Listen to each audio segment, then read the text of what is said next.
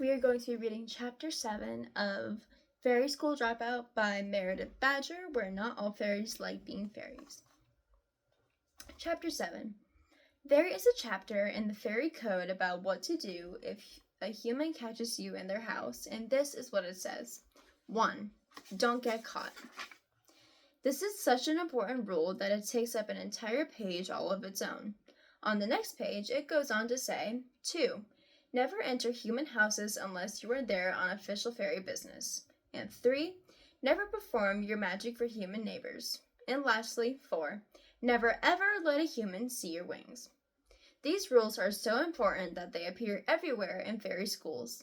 They are written all over the blackboards and are printed on every school bag. Fairies are made to recite them every morning at an assembly. Even Ellie knew them all by heart, so when she saw the human girl standing in the doorway, she was horrified to realize that she'd already managed to break most of them. Ellie's mind started ticking over the various ways she could deal with this situation. The first thing she thought of was grabbing Kara and flying out the window and pretending none of this actually happened. But there were some problems with this plan. The human girl would probably watch where Ellie went, and then she'd tell everyone she lived next to a fairy. Ellie's next idea was to make up a lie about what she was doing in her neighbor's house, but what lie could she possibly concoct that explained her wings, her sister's wings, and the space case? Ellie would need a week to think of a way to explain all of that. So this left Ellie with only one option: tell the truth. She didn't really like this option, especially as she vaguely remembered hearing that once you reveal your true identity to a human, you have to be their servant forever. But Ellie had run out of ideas. Maybe not all humans knew about the servant forever bit.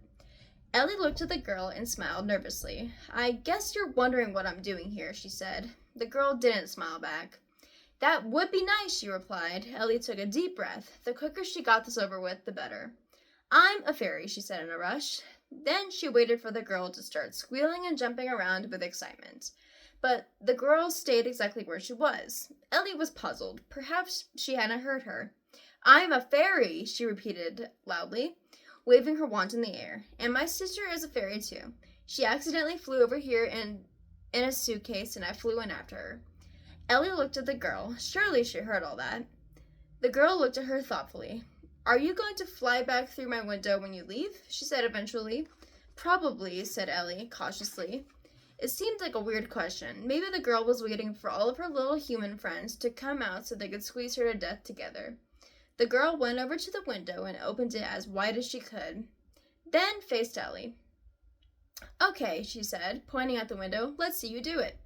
Ellie couldn't believe it. She had been warned over and over that if a human caught you, they'd never stop pestering you for wishes, but it seemed like this girl just wanted Ellie to leave. It just didn't make sense.